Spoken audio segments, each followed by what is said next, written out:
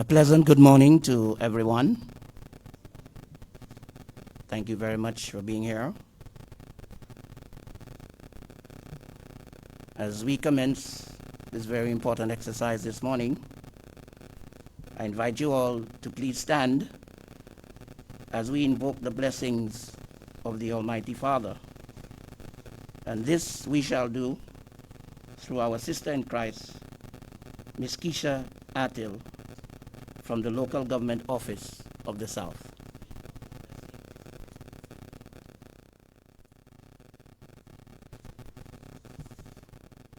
Shall we all bow our heads in prayer? Heavenly Father, we thank you for this special day. We thank you for all those gathered here today to witness this historic occasion.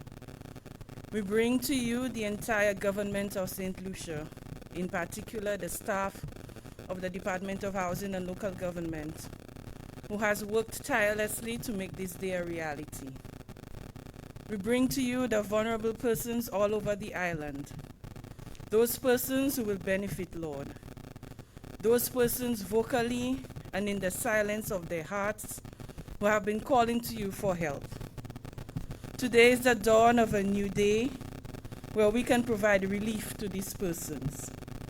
We thank you for the donors of this project and pray that this program will reach the lives of every resident in St. Lucia. We make this prayer in Jesus' name. Amen.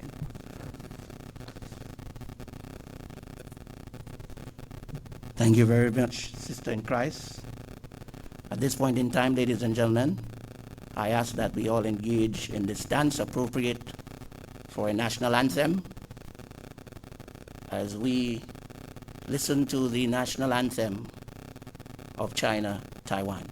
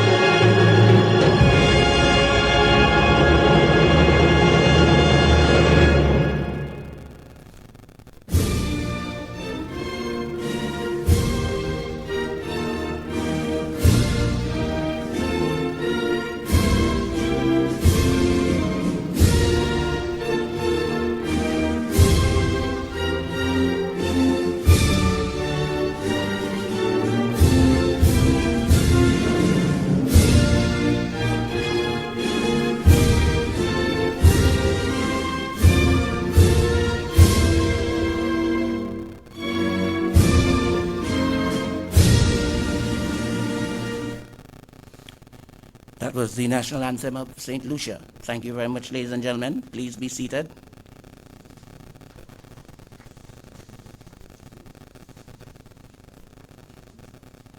Just before I get into the official ceremony, I just would like to very quickly apologize for the quality of my voice. I have been in self-imposed isolation for the last 18 months. I've done no MC nor karaoke for that period of time. and so I am not sure what my voice actually sounds like to you at this point in time. In fact, I felt like not actually taking on this responsibility today, but since Honorable Frederick assured me that this was a process about repairs and rehabilitation, I figured my voice may very well be repaired and rehabilitated this morning as well. So, Honorable Philip J. Pierre, Prime Minister and Minister for Finance, Economic Development and Youth Economy. Honorable Richard Frederick, Minister for Housing and Local Government. Honorable Joachim Andre Henry, Minister for Equity, Social Justice and Empowerment. His Excellency Peter Cheung, Ambassador to the Republic of China, Taiwan. Honorable Moses Jean-Baptiste, Minister for Health, Wellness and Elderly Affairs. Honorable Kenson Kazimi, Minister for Youth Development and Sports. Honorable Stephenson King, Senior Minister and Minister for Infrastructure, Ports, Transport, Physical Development and Urban Renewal. Honorable Emma Hippolyte, Minister for Commerce, Manufacturing, Business Development, Cooperatives and Consumer Affairs.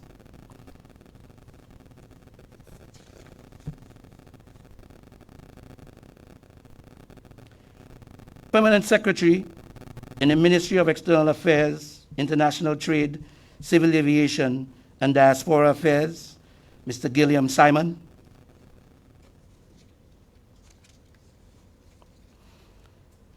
Mr. Dax Norville, Attaché to the Minister for Housing and Local Government.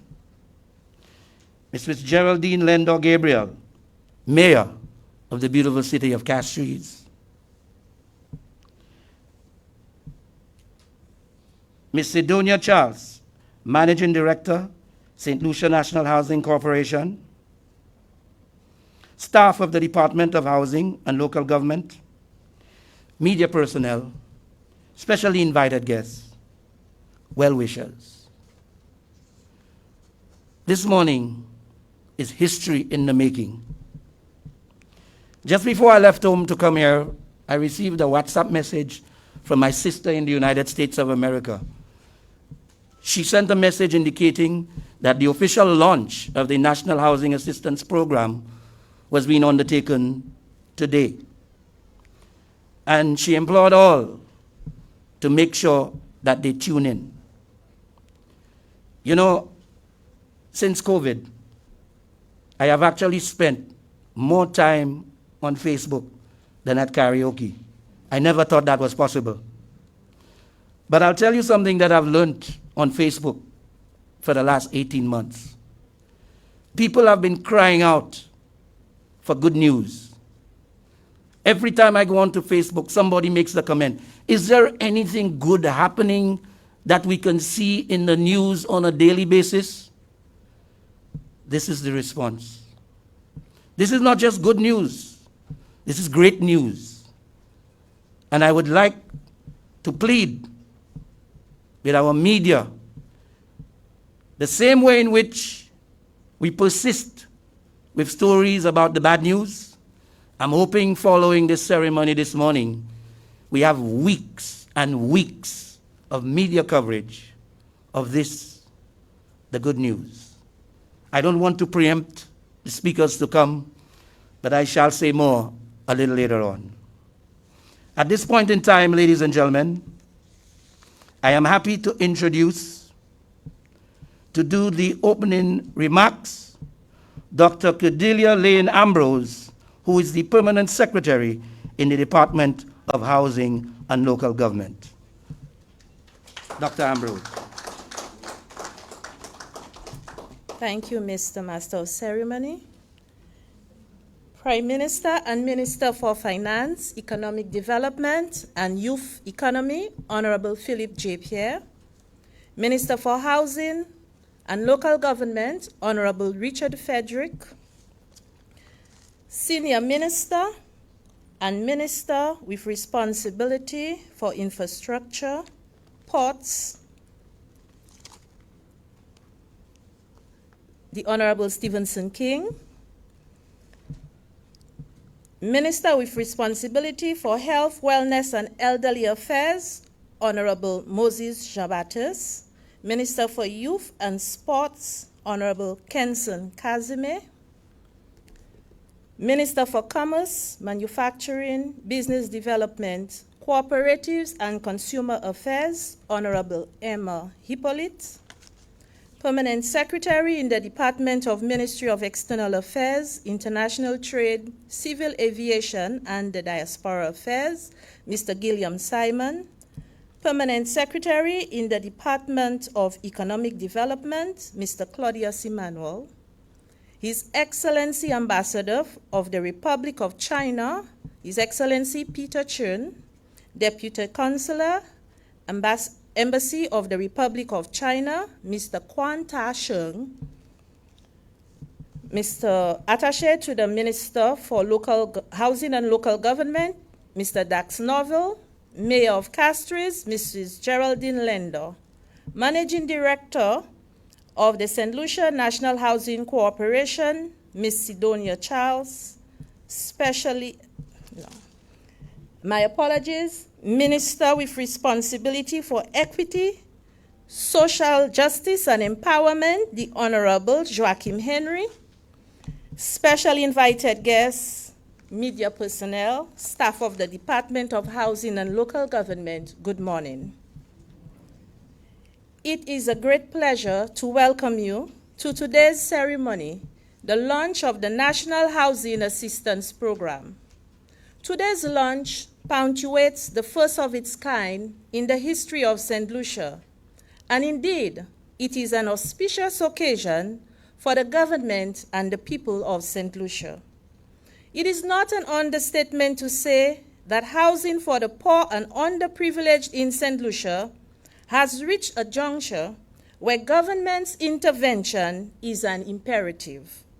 The government of St. Lucia, and by extension, the Department of Housing and Local Government, has been inundated with requests for housing assistance by households from the very low to the low-income segment of the population.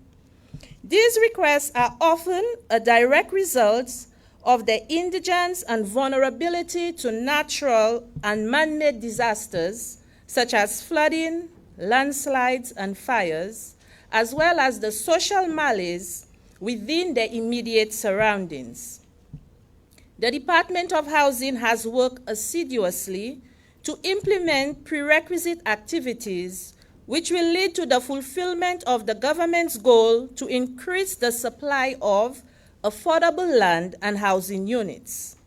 Notwithstanding the efforts of the government of St. Lucia to address some of the housing issues by rationalizing squatter settlements or making service lots available to its citizenry, there still exists the very vulnerable pocket of the society who are unable to access such programs. Given the inability of such households to meet their basic everyday needs, these households have limited access to land or any form of physical capital and are therefore unable to adequately satisfy their core housing needs, as their income prohibits them from accessing traditional housing financing. Adequate housing is a basic human right shared by every man, woman, and child. According to UN Habitat, access to affordable and safe housing is a basic need of all humanity. It is with this in mind, and the strategic priority of the government of St. Lucia to reduce poverty and putting its people first, that the National Housing Assistance Program, NHAP, was initiated. The implementation of the NHAP will contribute to the fulfilling of the department's mandate of providing adequate, affordable, safe, and environmentally sustainable housing, which is consistent with an acceptable socio-cultural standard of living. However, this great initiative would never be a reality without the support of the government of the Republic of China, Taiwan. St. Lucia has been blessed. St. Lucia has been blessed to have forged such a special relationship with the government of the Republic of China, Taiwan, which has contributed immensely to improving the livelihoods of St. Lucians through the funding of several projects and programs across all communities throughout the country. This includes, but is not limited to, bolstering the agricultural sector, constructing, rehabilitating, and maintaining of infrastructural facilities. All these programs have significantly changed the lives of St. Lucians in a meaningful way, and so will the National Housing Assistance Program. The government of St. Lucia, through the Department of Housing and Local Government, and in collaboration with other critical agencies, will implement a National Housing Assistance Program to provide housing assistance to low and indigent households who are in dire need of satisfying their basic housing needs or to mitigate against their vulnerability to natural and man-made disasters. The activities under the NHAP are structured for implementation as follows: the identification and creation of an inventory of households with the most urgent housing needs, assessments and ranking of this in priority of urgency, designing of assistance packages most suited to the housing needs of identified households, disbursement of assistance packages in the form of technical assistance, building materials, and/or labor grants, monitoring and evaluating of the program. Thus, it is envisaged that through the NHAP initiative, some measure of relief, poverty reduction, empowerment, and overall enhancement to the socio-economic well-being of many across St. Lucia will be achieved. It would be remiss of me not to mention the Honorable Richard Frederick, Minister for Housing and Local Government, and the level of passion with which he has advocated for such programs that will uplift the living conditions of many households who are unable to provide for themselves. Ladies and gentlemen, it is with much pleasure that I, on behalf of the government of St. Lucia and the Department of Housing and Local Government, welcome you as we unveil the National Housing Assistance Program. Thank you.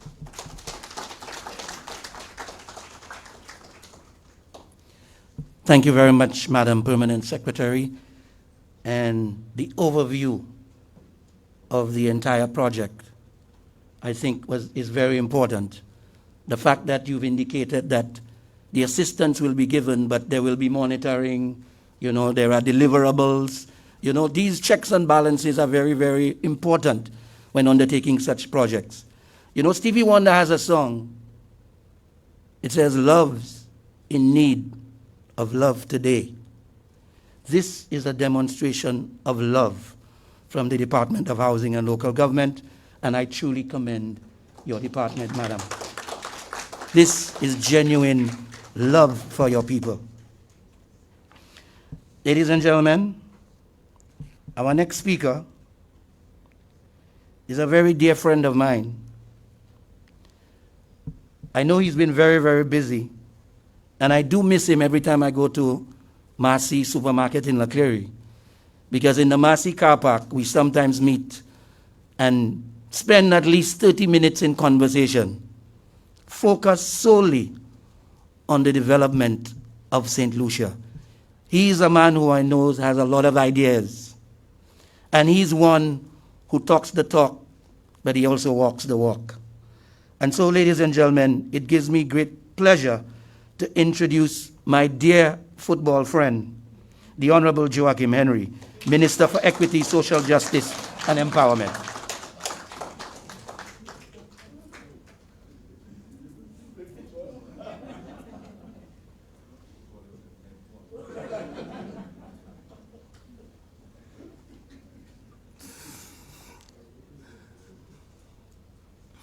Thank you. Thank you very much, Mr. of Ceremonies and the great Isai Hall. Of course, his football friend, but I spent more time in my youth watching his great skill when he represented St. Lucia, especially in that particular game in Jamaica when we beat Trinidad way back then in the 90s. He's a great footballer, not me. I'm just a great, passionate supporter of the Arsenal team and St. Lucia whenever it plays.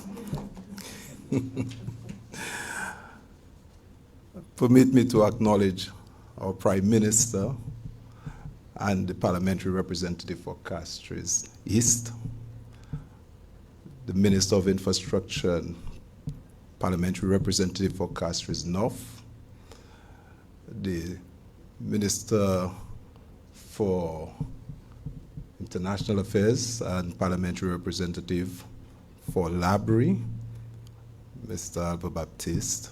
In fact, I forgot to mention the Senior Minister, Honorable Stevenson King, also our parliamentary representative for Labrie, the Minister of Commerce, Soufre Fosechak, sorry, that's our distinguished Honorable Emma Hippolyte, and of course the Minister of Youth, our youngest among us, parliamentary representative for Grosley. Parliamentarians, other parliamentarians that are here, I think I missed somebody who has left. That's the Minister and Parliamentary for, that's, sorry, they're coming for last. I think it was Mr. Honorable Moses Jobatis, I think has left. But of course, very important here is the Minister responsible for housing. And this is why we are here, the Honorable Richard Frederick. Permanent secretaries, other invited guests, let me say good morning to you. Of course, I've made this occasion mine, and of course notice that I'm sharing at the head table with distinguished senior politicians. And one would have asked why not the senior minister or Moses Jobatis or the senior persons of the cabinet. But I will explain. One, I am pleased at this occasion, this very important occasion that has brought us here, and I feel honored as the minister responsible for matters relating to social development, and to share some brief thoughts at this gathering and to launch this very, very important initiative, the National Housing Assistance Program. From the onset, permit me to reflect out loud and to share my perspective on this particular program and how it aligns to the mandate of my ministry. The National Housing Assistance Program is an initiative which I believe is vital given its potential for meeting the basic needs of people, and one which I view as complementary to a number of ongoing initiatives spearheaded by my ministry for reforming and improving the social protection system to ensure greater inclusiveness and responsiveness.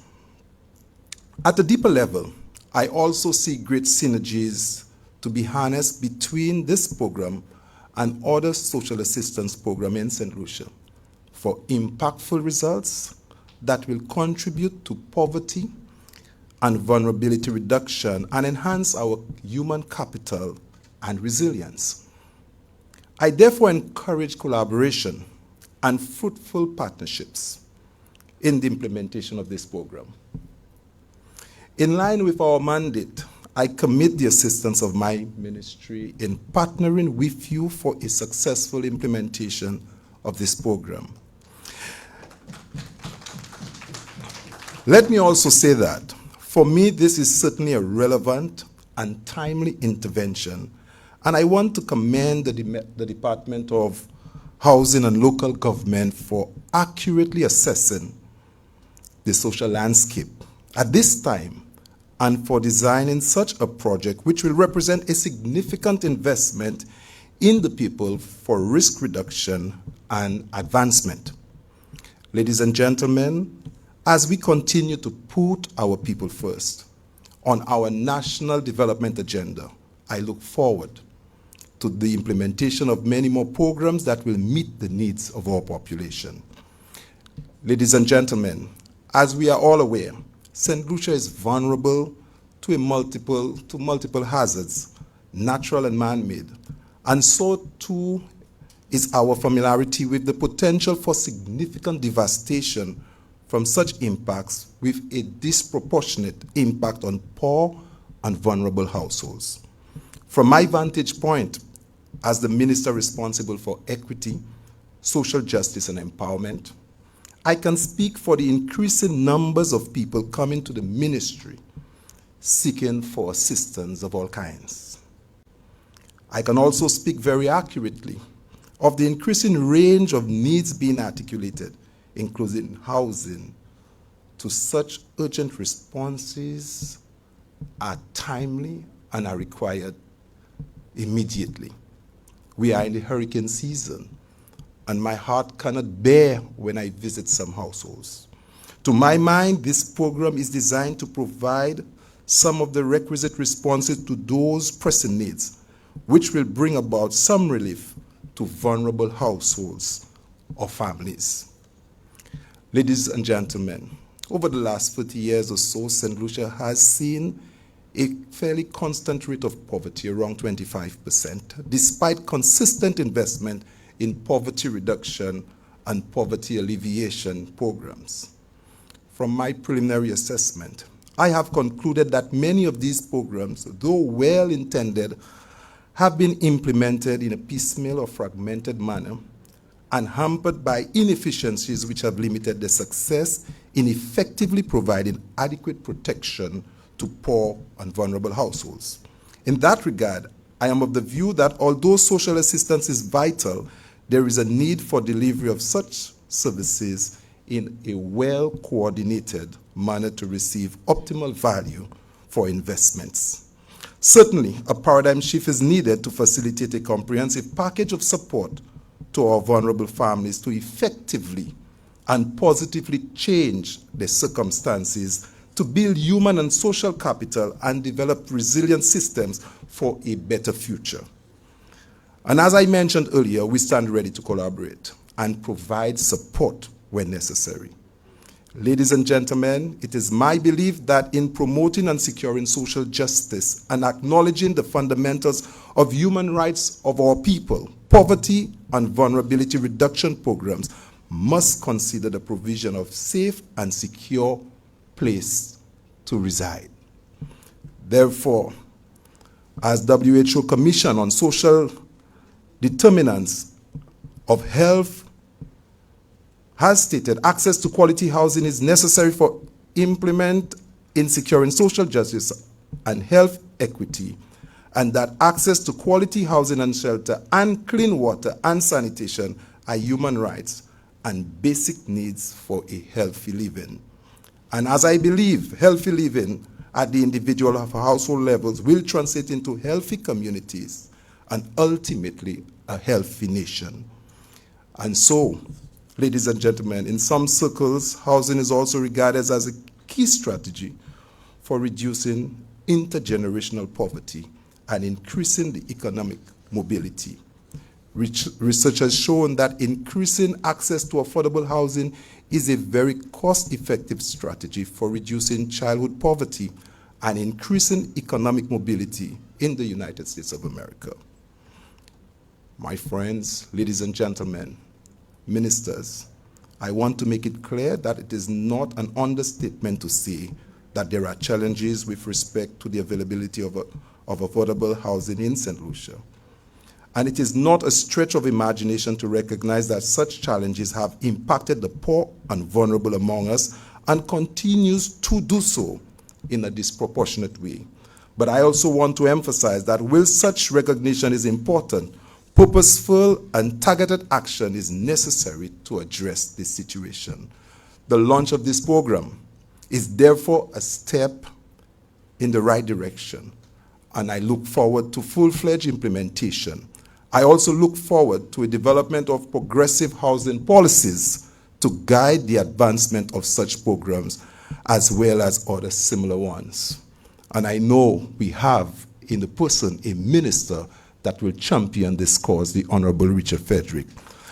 And so, ladies and gentlemen, I'm of the view that not only would investing in social and affordable housing stimulate our economy, it can also lead to reduce health costs, reduce the cost of our education, the justice system, and protection of those who are less fortunate, among other positive outcomes.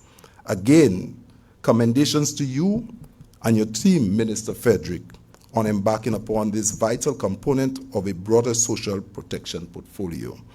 I am confident that you will implement this project successfully as you've done in time past.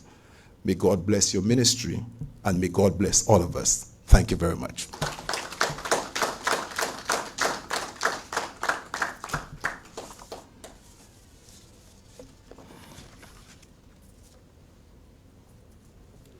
Thank you very much, Honorable Minister.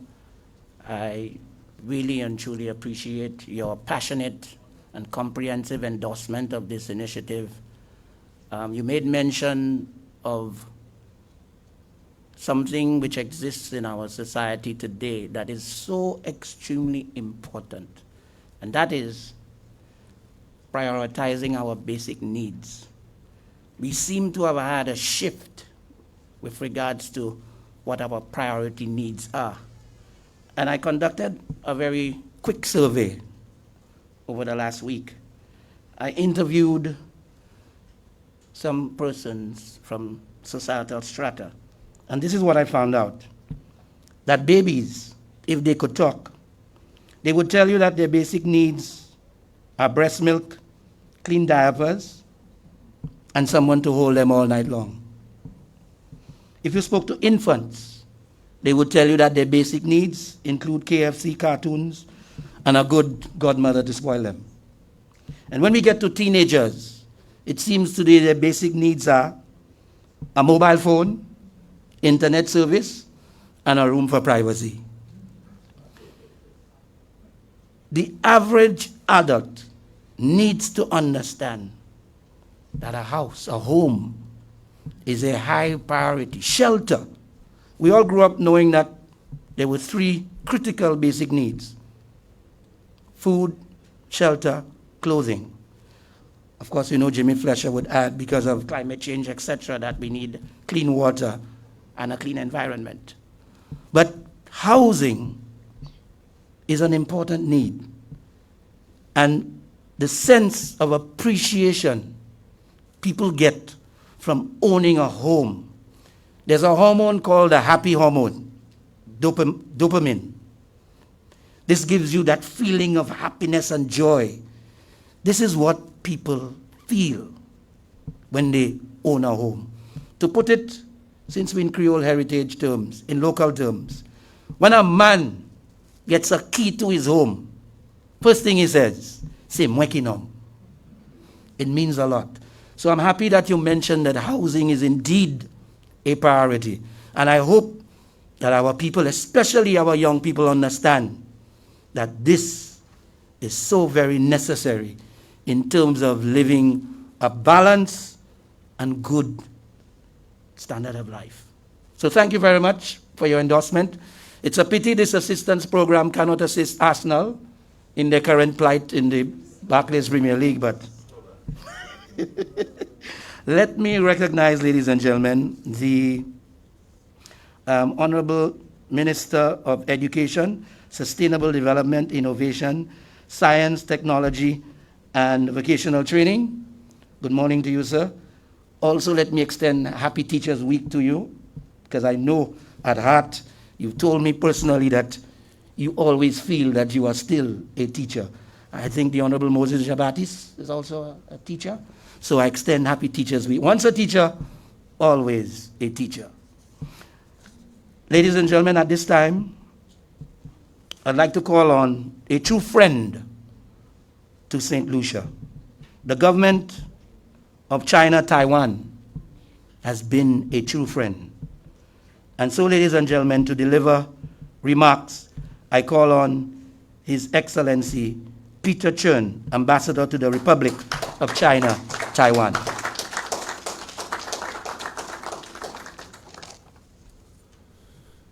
Honorable Prime Minister Philippe J. Pierre, Minister for External Affairs, Honorable Ava Batis, Honorable Richard Frederick, Minister for Housing and Local Government, all the Honorable Cabinet Ministers, Permanent Secretary, Mayor, distinguished guests, ladies and gentlemen, good morning.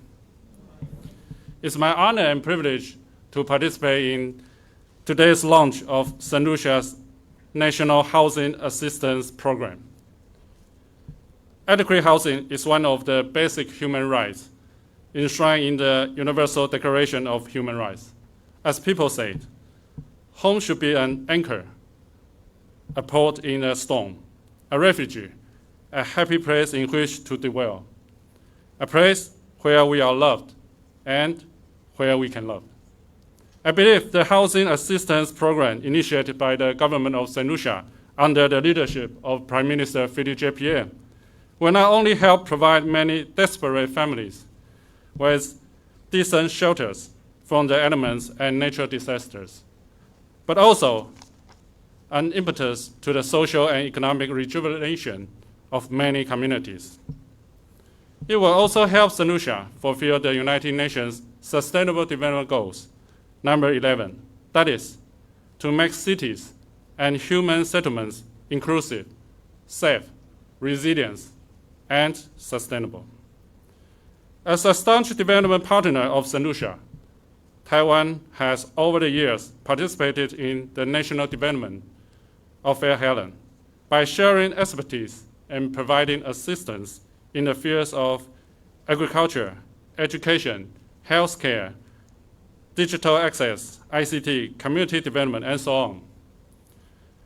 By providing a soft commercial loan facilities to finance the housing assistance program, the Export and Import Bank in Taiwan will help bring many disadvantaged families in St. Lucia one step closer to having a safe haven where they can love and to be loved.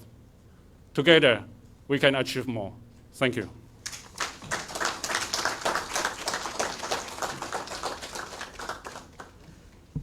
Thank you very much, His Excellency.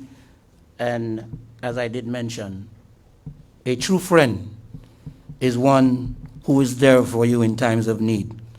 God bless the Republic of China, Taiwan. I think we need to give another round of applause to the Honorable Ambassador.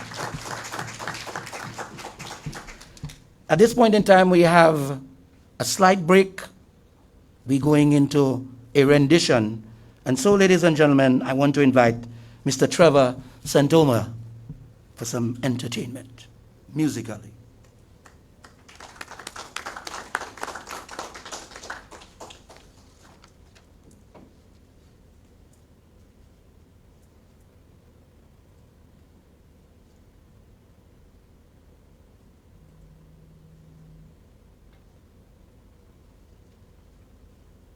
One, two, 1, 2, 2, 2.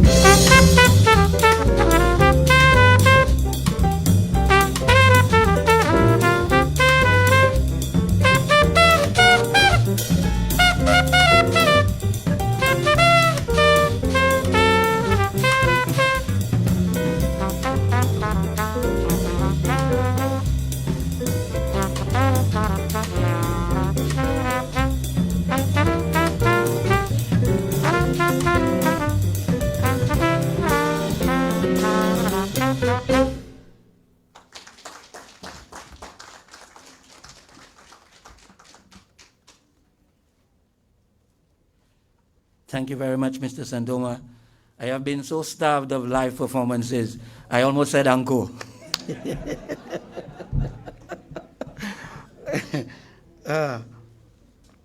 Ladies and gentlemen, our next speaker is a gentleman who I have known for a while.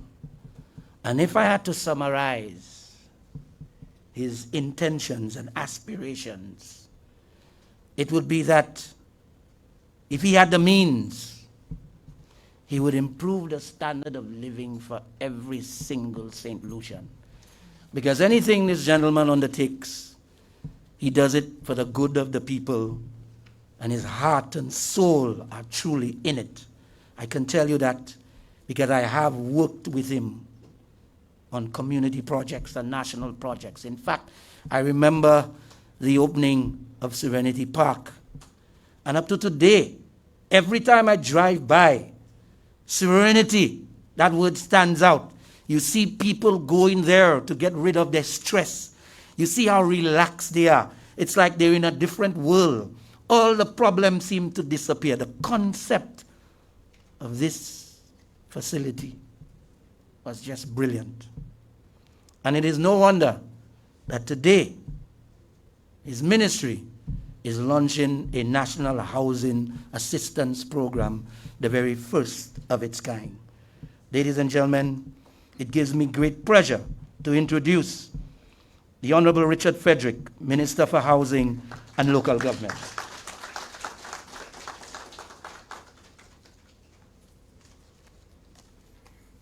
Thank you very much, Mr.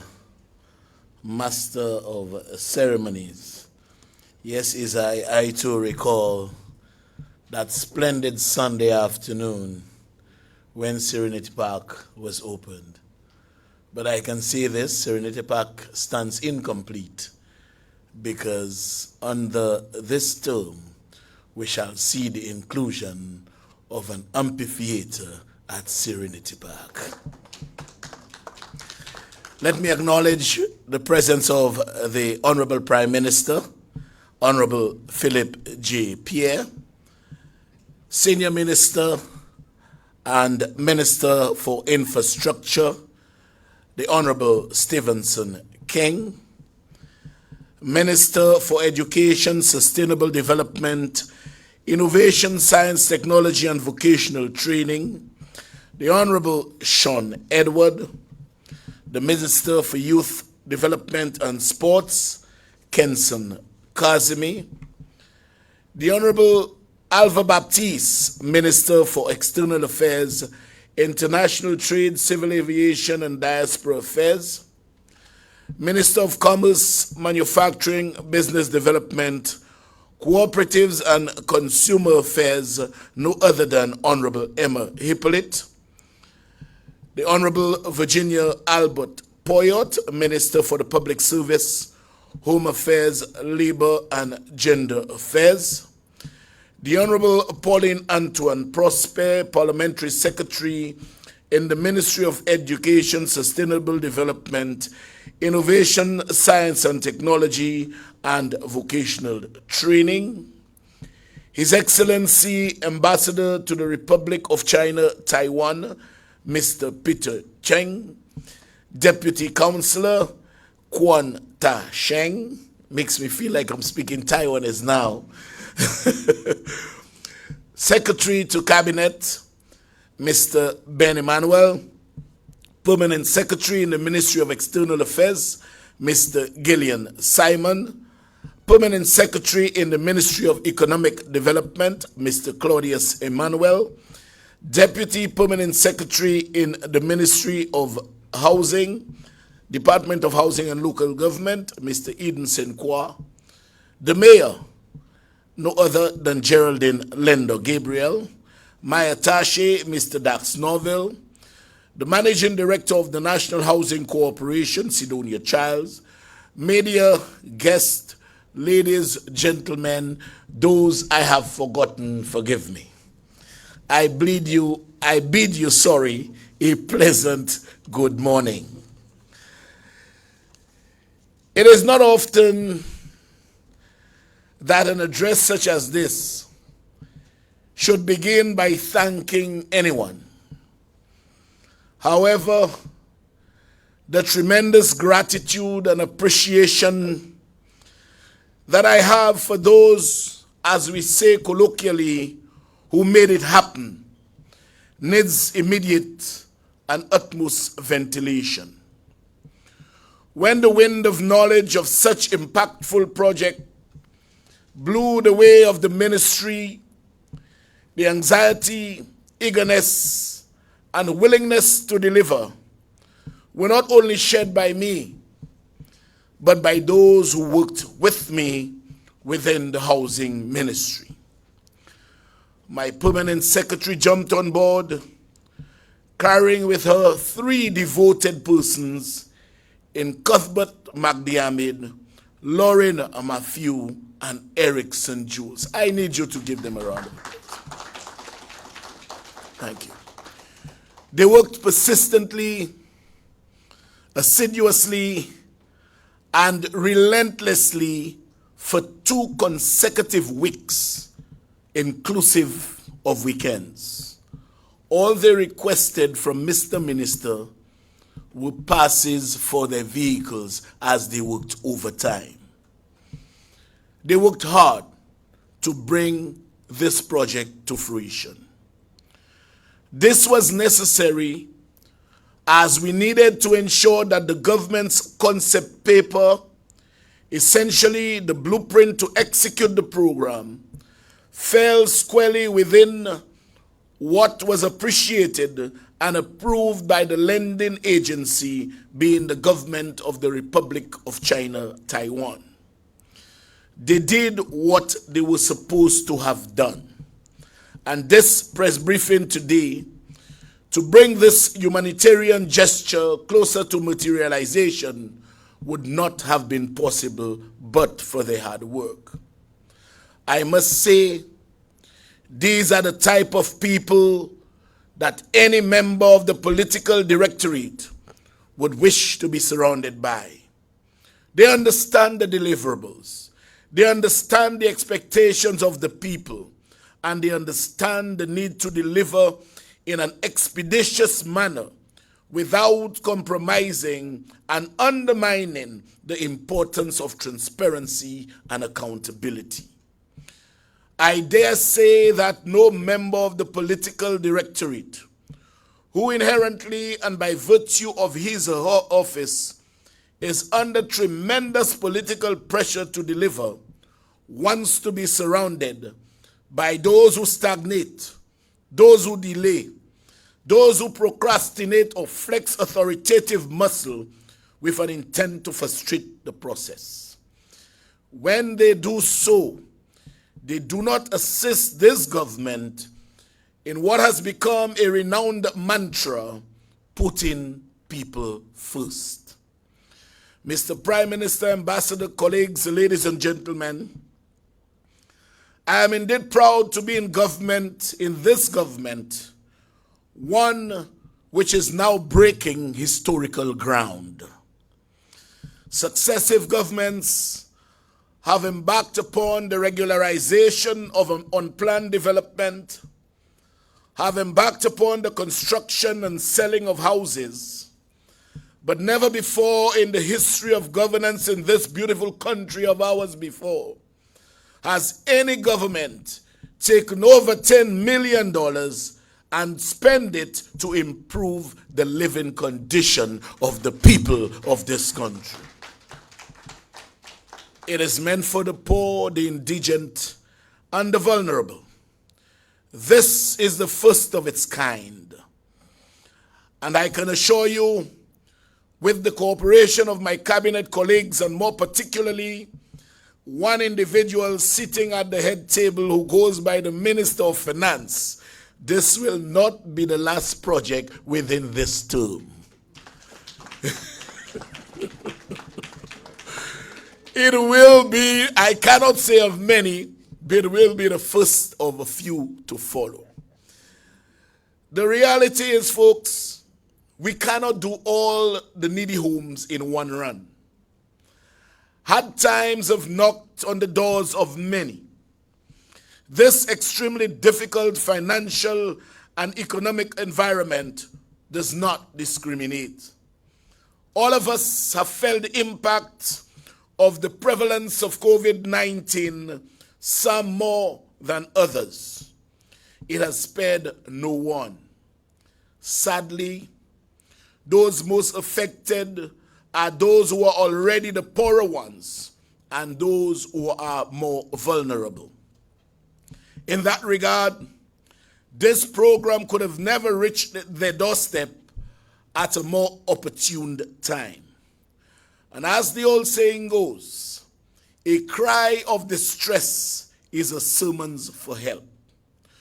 We as a government have heard the cries of our people, and we are responding in a positive manner to bring relief to them.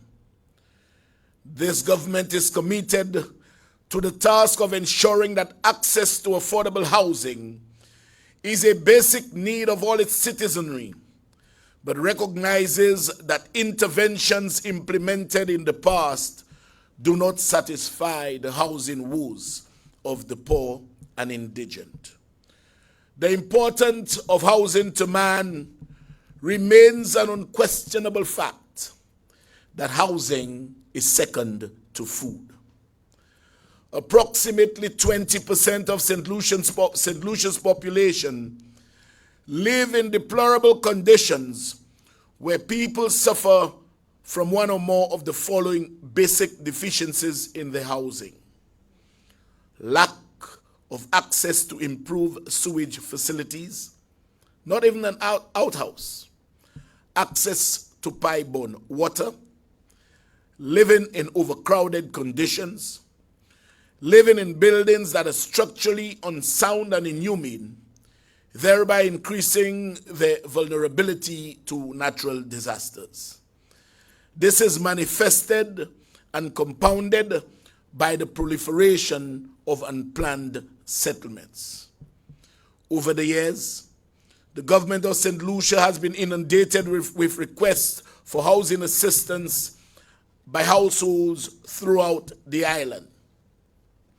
The 2010 housing population census indicates that 49% of the housing stock in St. Lucia was more than 20 years old. 11 years later, and with the very limited housing intervention by the state, there is a significant deterioration in the house stock, especially the housing of the poor and indigent.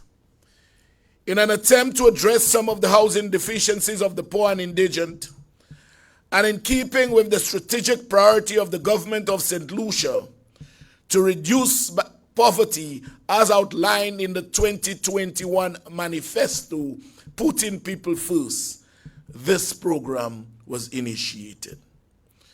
The government, through the Department of Housing and Local Government, and in collaboration with other agencies, will implement a structured framework to provide assistance to low-income and indigent households who are in dire need of satisfying their basic housing needs or mitigate against their vulnerability to natural and man-made disasters. This program will have a national impact as households throughout the length and breadth of St. Lucia will benefit. This will result in a vast improvement in St. Lucia housing stock and, more importantly, the quality of households' living conditions. Housing assistance, those seeking assistance, would have to satisfy a list of criteria. Households who live in inhumane conditions, low-income generating households, persons affected by natural and man-made disasters, the elderly, those who fall within the poverty group, the homeless, and those who are disabled with such disability preventing them from entering the workforce. I need to pause here a second to disclose this caveat. Persons who are in illegal occupation of land would not have access to this program unless the owner of the land gives permission to effect repairs on that house. I want to repeat this. Persons who are in illegal occupation of land will not be able to access this assistance unless the owners of the land give permission. We don't want a situation where just having refurbished a house, the owner of the land says, boom, we don't want that kind of situation. So we have the establishment of a project team to oversee the implementation of the program. Households will be identified using various tools, including the priority means test, and where it is absolutely necessary, houses will be reconstructed. This program, ladies and gentlemen, will be funded through the resources from a loan from the Import-Export Bank of the Republic of China, Taiwan. 4 million US of that loan, of a larger amount, will be spent on that program. The government intends, folks, taking housing construction to a different level. We have recognized that because of our topography and the undulating landscape, it does not permit us to continue building those small singular units. We are currently exploring with vigor, I must say vigor, the option of building saleable apartment units out of a block as permitted under our laws in St. Lucia. We will mimic what transpires in the first world countries, especially the US. It happens here, but it's in relation to condos. We will be able, the average St. Lucian will be able to have his or her deed of sale for his or her apartment of a greater complex building with more apartments.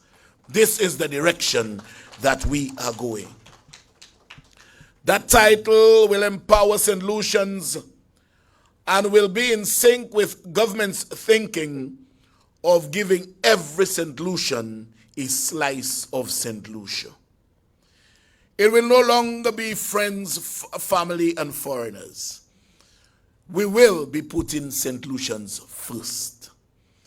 And to briefly describe what we intend to do, an acre of land is 43,560 square feet. The average lot size is 5,000 or thereabout. Of an acre of land, you could hardly get 8 proper lots. But on that same acre, we build a 5-story apartment building containing at least 50 apartments, each of which will be saleable. As to the costings, we are not looking for more than 120,000 EC for a single bedroom, and no more than 140 or thereabout for a 2-bedroom, and no more than 180 for a 3-bedroom. It is time to put St. Lucians first. And I want to take this opportunity to thank the government and people of the Republic of China, Taiwan, for making this facility available. A facility which, no doubt, will redound to the benefit of the good people of St. Lucia. In closing, I say, a man's home is not just his castle.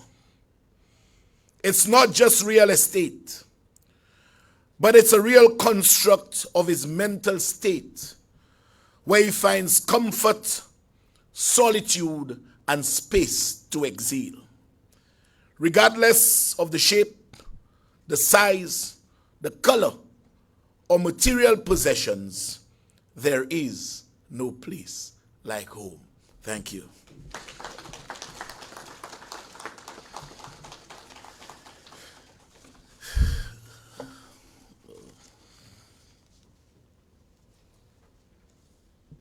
Thank you very much, Honorable Minister.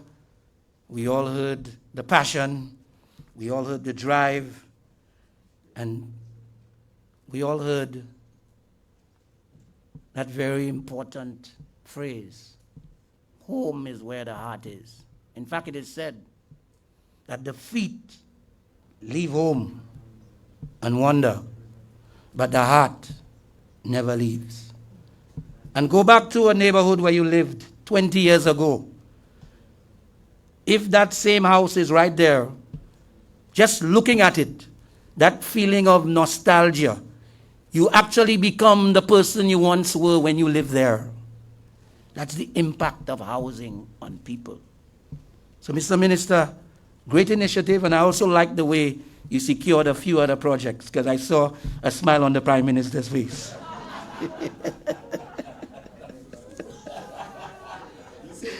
Seize every opportunity. Well, ladies and gentlemen, our final speaker is a person who I have a personal message for from my brother Macefield. This morning he said to me, make sure you let the Honorable Prime Minister know that his SMC boys are in his corner, and he offers his congratulations to you once again. I had to relay that because he's my older brother. Ladies and gentlemen, putting people first. Some people make that out to be such a difficult task. But really and truly, when you are someone who cares, and I learned to care for people, I learned a lot about caring for people from my late mother. I tell people we had an extended family like you won't believe. Ma Hall wanted to adopt and look after every single child in this country. And she passed on those genes to everyone in our family.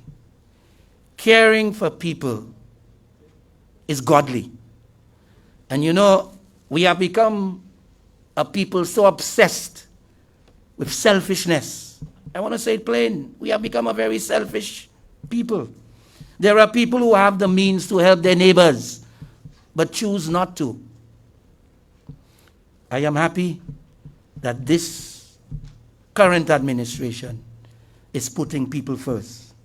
And so, ladies and gentlemen, it gives me great pleasure to introduce our Honorable Prime Minister, the Honorable Philip J. Pierre, Minister for Finance, Economic Affairs, and the Youth Economy. Honorable Philip J. Pierre.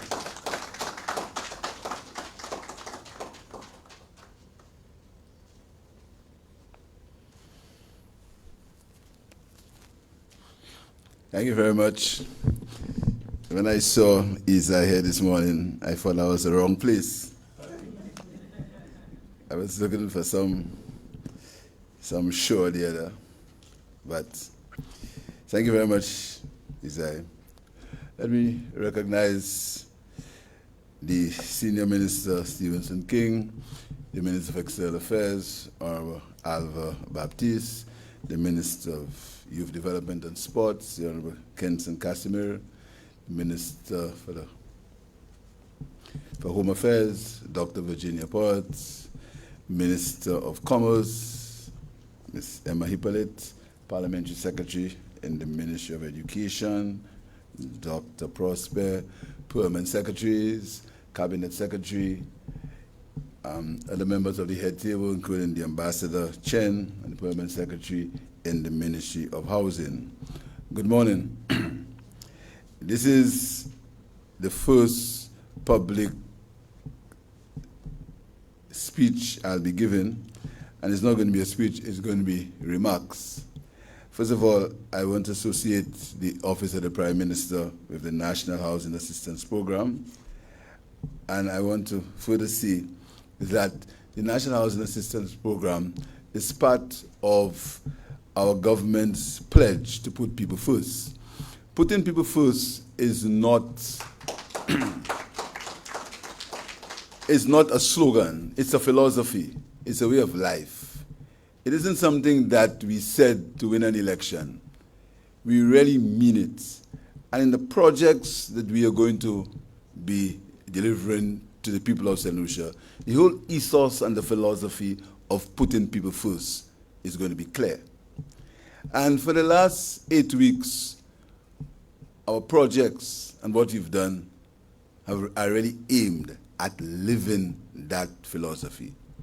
And I want to assure the people of St. Lucia that it's only 8 weeks we're in government.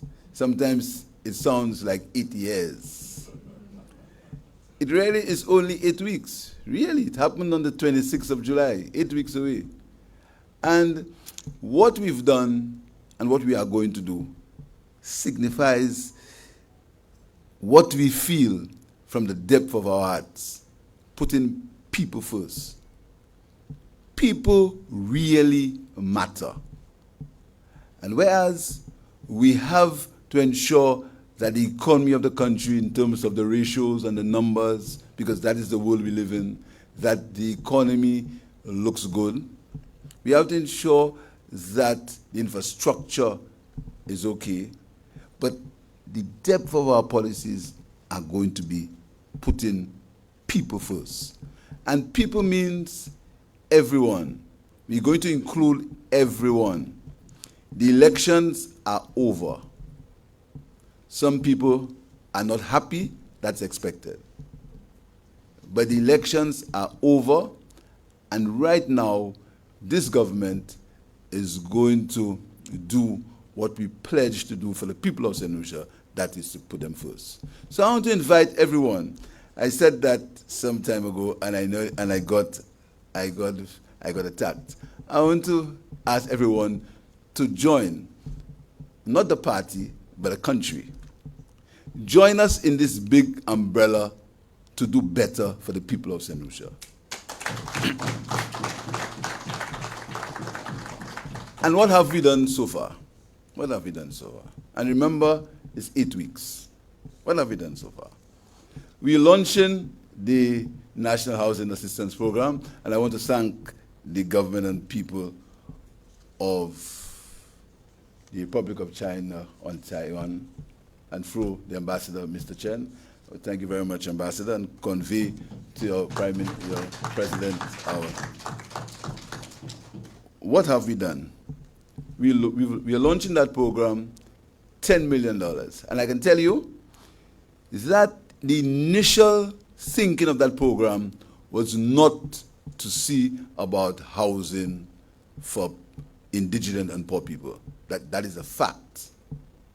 It was meant to do other things that are important, but it was not meant for that program. It took the cabinet, through the minister, to convince the Taiwanese and the other officials that a more immediate need was to repair the houses of people in this country. So whereas what we wanted to do, what the money was initially aimed at doing, was to improve the infrastructure in a certain area. Needed.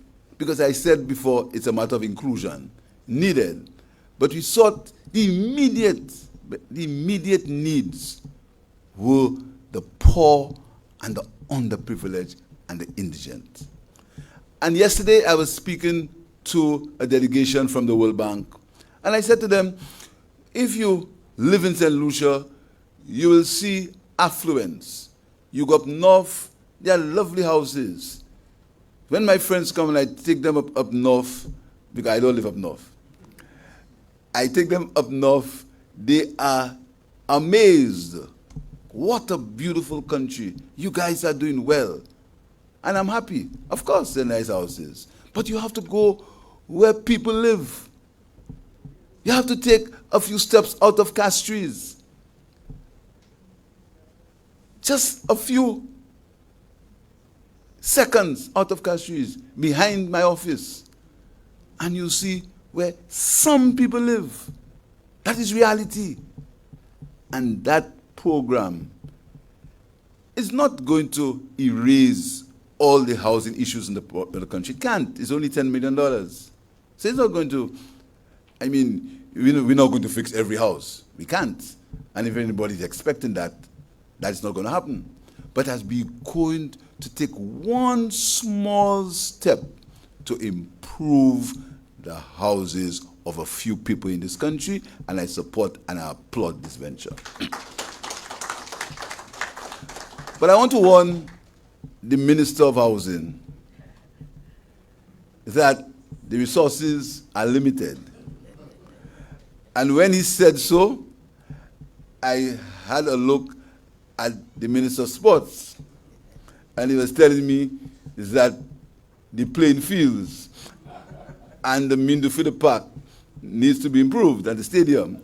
So the resources are limited.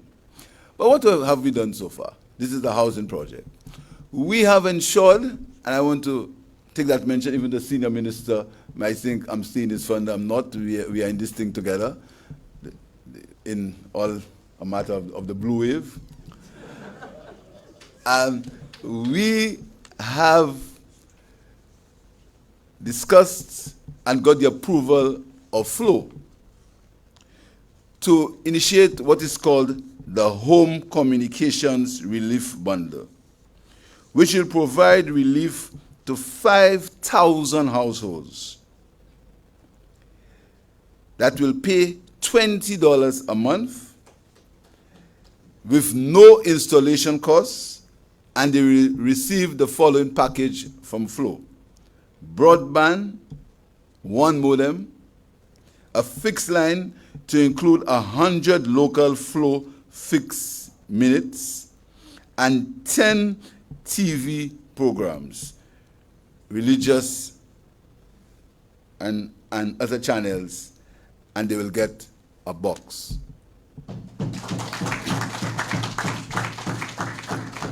5,000 households in St. Lucia working with FLOW will get that privilege.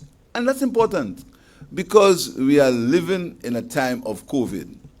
And you know that sometimes the government gets blamed for COVID. You said this now, you're saying something else now, and all sorts of things. I mean, somebody even said I should be charged for murder. That's part of the life I have to lead. But the COVID situation, no one has found the answer or the solution to the COVID pandemic. We are all in the process of experimenting, and we are all in the process of doing a few basic things, observing the protocols, and thou shoot the messenger, and following the science. These are the only things we can do right now, and most importantly, vaccinate. Most importantly, vaccinate. So while we're doing that, life must continue. And with this bundle from FLOW, the people or the children who are at their homes will get internet access so they can follow their classes and continue to live a life of normality in this crisis. So I want to thank FLOW and think that is another of the government's projects of putting people first. Still on putting people first, there was a cry again from low-income people. And you know, we must always put ourselves in people's shoes. And there's a saying that says, he who feels it most knows it.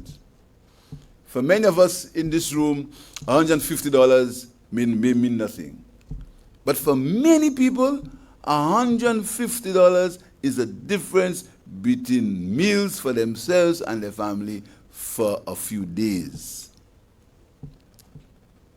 Difficult to understand, but real. $150 may be a lot, is a lot for them. So what did we do? With the support, and sometimes we had to take some teeth out of the Ministry of Finance, we got $2.6 million to pay facility fees for all the students of the country. And I want to thank the officials of the Ministry of Finance for buying into that vision and making, and in real trying times, making that facility available so we can support and pay the facility fees for thousands of parents to support their children. Thousands. And whilst I'm there, at the end of the month, we hope to be able to pay CXC fees in English and maths. English A, I was told to say, English and maths for the children who are sitting the CXC exams in June. Putting people first, really putting people first. Putting people first also extends to the people who assist and who help us to live a more comfortable life, even in this crisis. And I speak about the people who are in the forefront of the battle against the COVID pandemic. And I'm very pleased to announce today that the vehicle concessions that were given to them, to the policemen, the nurses, the doctors, and the other public sector employees who are in the forefront of the battle against COVID, these concessions, these vehicle concessions, are going to be extended until September 2022.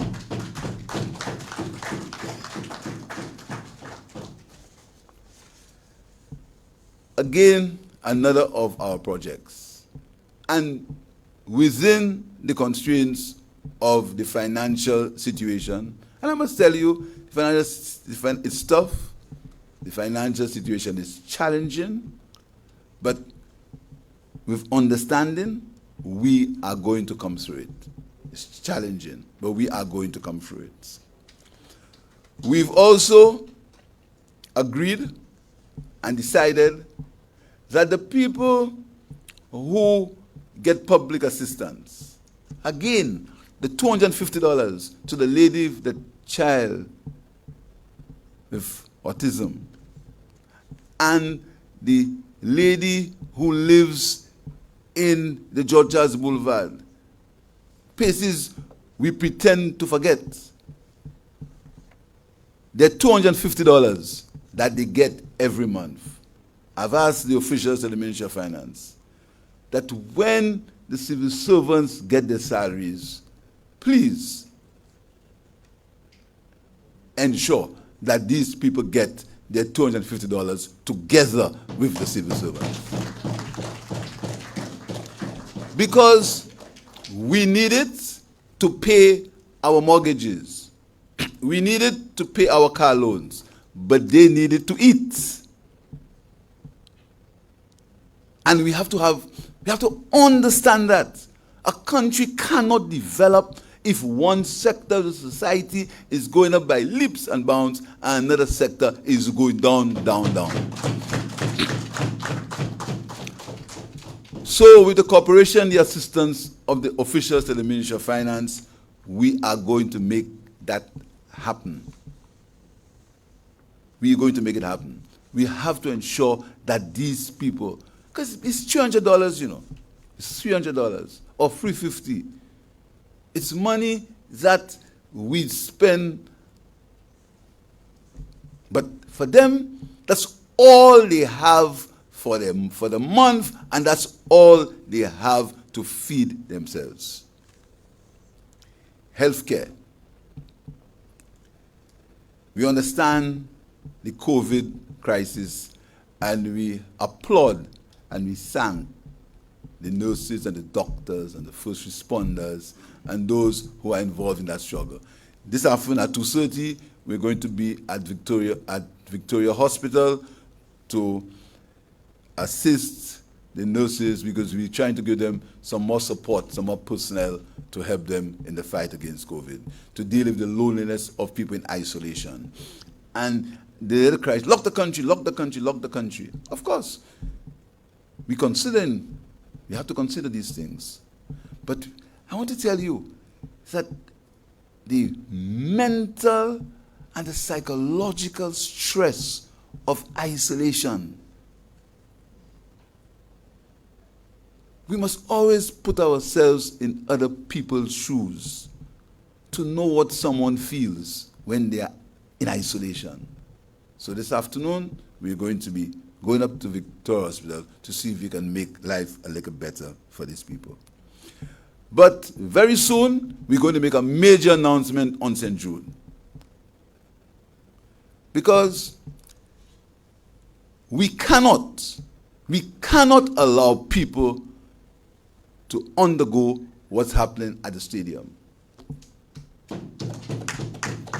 It is a cry, it's a cry against the basic humanity to allow people to go through their illness at what's happening at St. Jude. So this government will leave no stone unturned to improve the condition at St. Jude and to allow these people a better quality of care. And again, I want to thank the doctors and the nurses and the people who are working at the St. Jude Hospital. You must have heard in my titles, the youth economy. And some young people are asking, what's happening to the youth economy?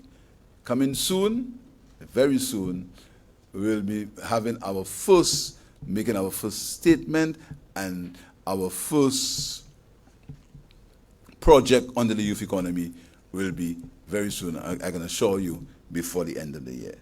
But having said all that,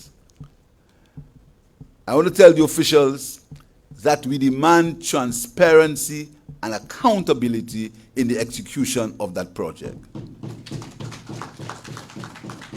We need full accountancy and transparency.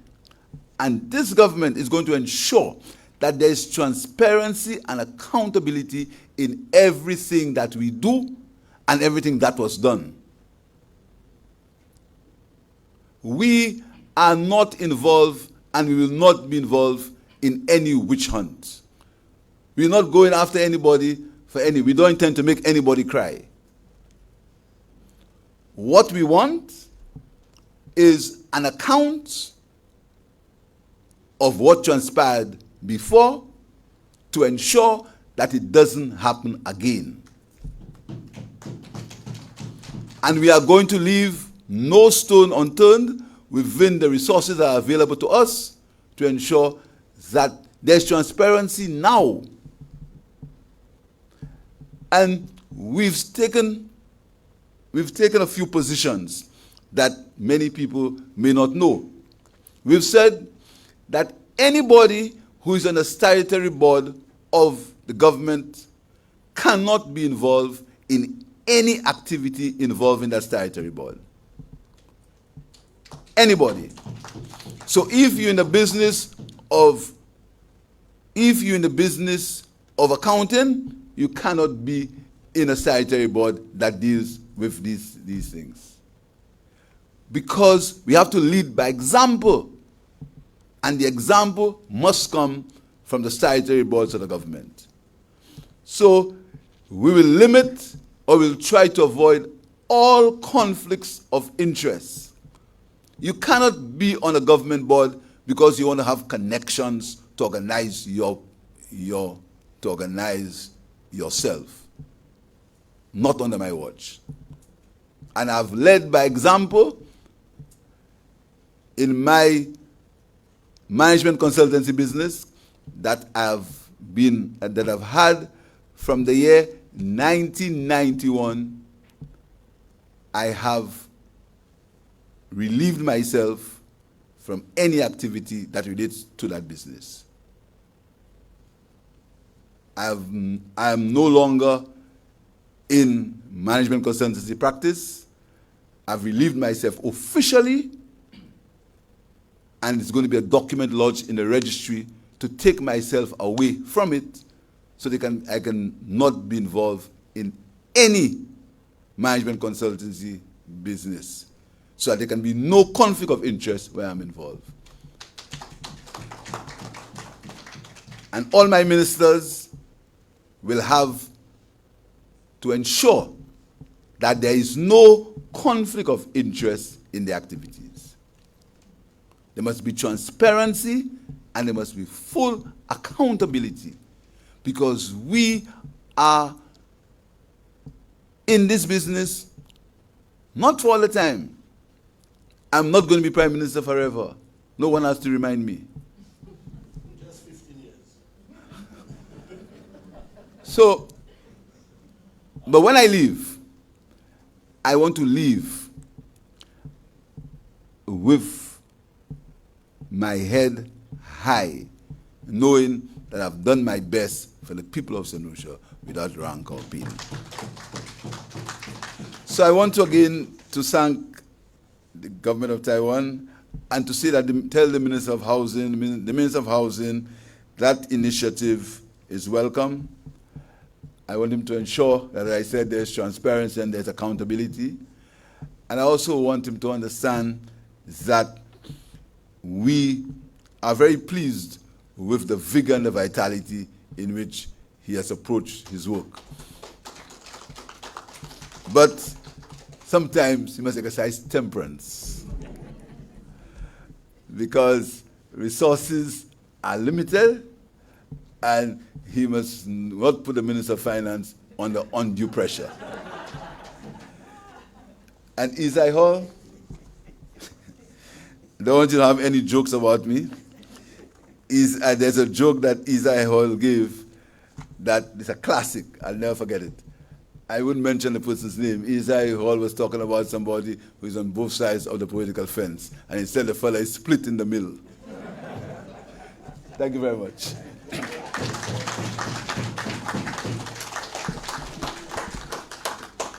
Thank you very much, Honorable Prime Minister. I am very, very pleased that you made it abundantly clear that in a democracy following an election, you cannot win them all, but you must be willing to work with them all, as you are so demonstrating. I think that deserves a round of applause, because he certainly did echo that. And I counted, just to the media people, I counted 17 pieces of good news that came from the Prime Minister's address. So please, when you have your broadcast, feel free to utilize all of the human interest stories that emanated from the speeches this morning. A lot of good news, and let's share that as well. Yes.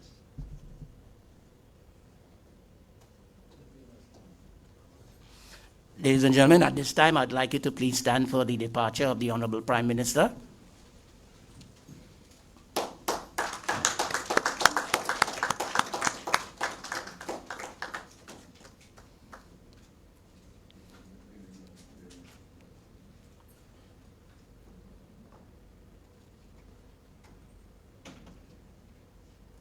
Thank you very much.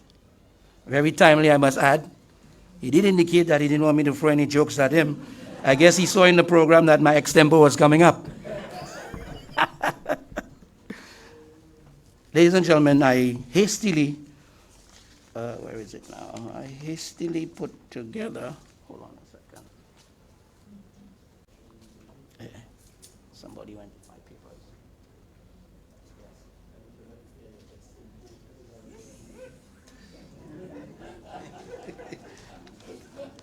The lyrics had to be reviewed before I delivered, just in case. But this morning at about 4:25, I thought that rather than do what I normally do, which is just spontaneous and so on, I wanted to deliver a very specific message through this performance. So I scripted something very quickly, which I'm going to present to you now. And not wanting to be outdone by the trumpeter who had his backing track, I do have my backing track.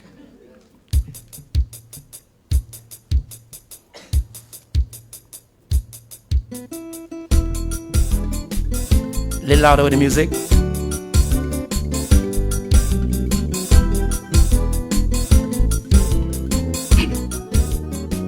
If you put in people first, a priority is to make sure that they are housed properly. Climate change exacerbates the situation. Better housing is right now in great demand. A leaking roof, rotten lumber, even a dirt floor. Our people need relief, that is for sure. So all who've come together to support this cause, I tell you, give them a round of applause. Come on, put your hands together for them. Skalalim, la ba be bam bam, le da da da bam bam bam bim, de dam ba dam bam, la ba ba ba ba. The government of China, Taiwan, once again, they like Panadol, always taking care of our pain. Agriculture, infrastructure, and so much more. The love for our country, we cannot ignore. To the Ministry of Housing, kudos for sure. That is truly something we deserve on this shore. The PM and every other agency, thank you for making housing a priority. Give them a round of applause again. Skabalim, just one more verse, very quickly. Skabade ba ba ba de bam bim bam bam bam. Be bam bam bam bam ba ba da da. To St. Lucians I say, in this final verse, housing is a need, priority first. I must reset in question of priority. There's nothing here that you should learn from me. But I'm telling you, I must tell you at all, don't try and make this thing political. We doing repairs, we not upgrading. Don't call the ministry and ask for air conditioning. Thank you so much, ladies and gentlemen. Take it down, maestro. Yeah? Say that again. Encore, all right. One more verse. One final verse. Yeah. Give me, just run the track for me. One more verse. One final verse. Yeah, well, this one is strictly a real extempo thing now. Scam and boom, bam, boom. Right. And bring up the music a little. Yeah. Let me wake people up here, you know what I'm saying? Bring it up a little bit. Skabadoo bam boom, skala le bam bam bam bam la bam bam bam bam, le bam bam lam bam bam bam bam bam bam bam. Well, I'm telling you with a special touch. Yes, this morning I have learned so much. What the government aims to do for all are we. It seems to me we surely will have a better country. Now I'm telling you something and I'll say for sure. I was working for free, but he called for an encore. So I'm telling you the last thing I have to say. For this final verse, Richard, you have to pay. Yes. Thank you very much, ladies and gentlemen. Oh, how I miss live performances. But we'll be back, trust me, we'll be back. At this point in time, ladies and gentlemen, I'd like to call on Mr. Eden Senkwa, the Deputy Permanent Secretary in the Department of Housing and Local Government, to do the closing remarks. Mr. Senkwa.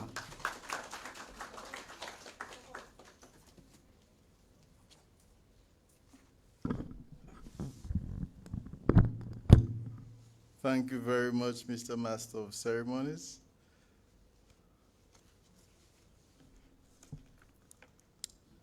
Honorable Stevenson King, Minister and Senior Minister and Minister for Infrastructure, Ports, Transport, Physical Development and Urban Renewal. Honorable Richard Frederick, Minister for Housing and Local Government. Honorable Moses Jabatis, Minister for Health, Wellness, and Elderly Affairs. Honorable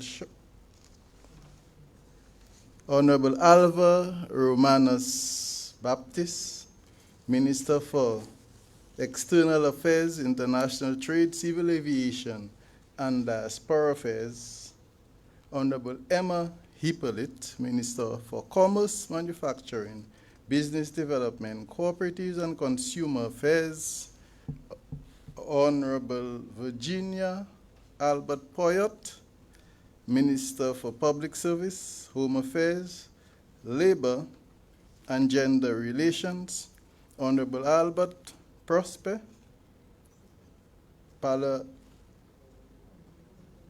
Parliamentary Secretary in the Minister for Agriculture, Food, Fisheries, Food Security and Rural Development,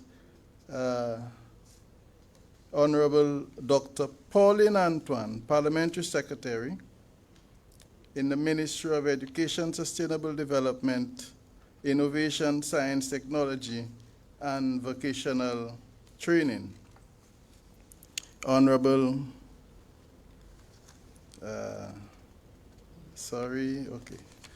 making sure that I'm not lost. Sorry about that, a few people have left. His Excellency Peter Shen, Ambassador to the Republic of China, Taiwan, Deputy Consular Quan Te Shen, in the Embassy of the Republic of China, Taiwan.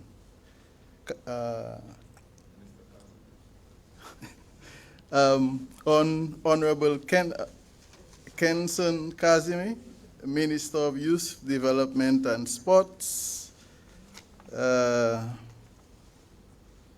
Permanent Secretary Claudia Emanuel in the Ministry of Economic Development, Permanent Secretary Guillaume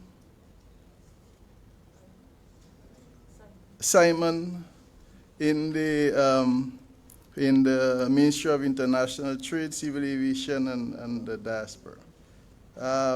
Sorry if I missed out anybody. Sorry for that. Thank you, everybody, for being here this morning. It is going to be remiss of me if I were not to express that so many people before me have expressed thanks to the Republic of China, Taiwan, but gratitude is infinite. And so I'm charged with the responsibility this morning to again give thanks to everybody and everything that has happened today. As you have heard from the previous speakers, housing remains a basic need for every country, and St. Lucia is no exception. The government of St. Lucia has for several years been inundated with requests for housing assistance by many of its citizenry, especially the low-income earners. Given the challenges faced by small island developing states like St. Lucia, and the vulnerability of its people to adequately meet their basic needs, such as food, clothing, and shelter, it is imperative that government undertake programs to satisfy and mitigate those challenges. As such, the implementation of a national housing assistance program as a means of providing assistance to low-income and indigent households to satisfy the basic housing needs and improve the quality of life for those families is indeed a step in the right direction. Not only is it important, but it is timely. At this time, we are faced with a COVID-19 pandemic. It is even more critical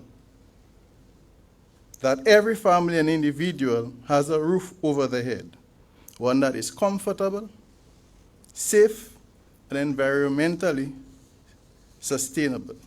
The generosity of the government and the Republic of China, Taiwan, to provide funding to the tune of $4 million to facilitate this worthwhile program is much appreciated and most welcome.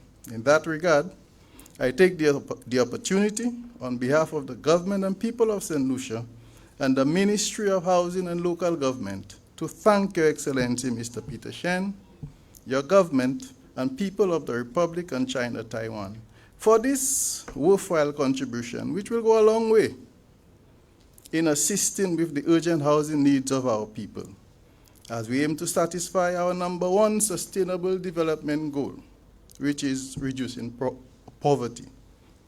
This, of course, is consistent with our government's strategic priority. A special thanks to the Prime Minister, who has already left of St. Lucia, Honorable Philip J. Pierre, and the Minister in the Office of the Prime Minister for Housing and Local Government, Honorable Richard Frederick, for providing the leadership and policy direction for such an important initiative. To all other persons who were involved in the conceptualization and planning of this initiative, the management and technical officers, I say to you, thanks. Last but by no means least, I wish to thank all the technocrats who were involved in the implementation of this housing program and to ensure that it comes to fruition. The task has started. The funding has been made possible by our dear, faithful friends of St. Lucia, the Republic of China, Taiwan. So we now are well on our way to improving housing conditions for the people of St. Lucia. I thank you.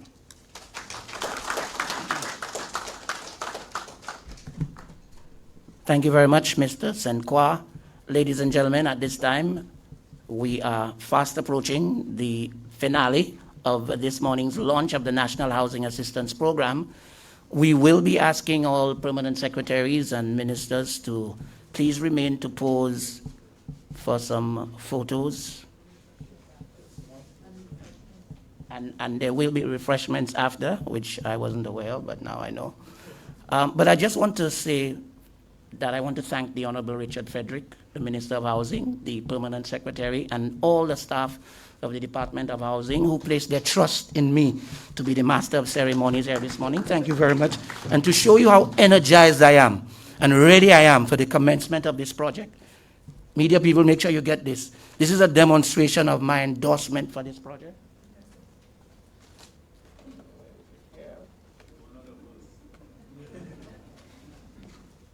I came ready to join the team. I'm ready to work. Feel free to call on me. Thank you very much, ladies and gentlemen. Do enjoy the rest of your day. Media people, I hope you all got that hammer here. Okay, you can see that. Yes.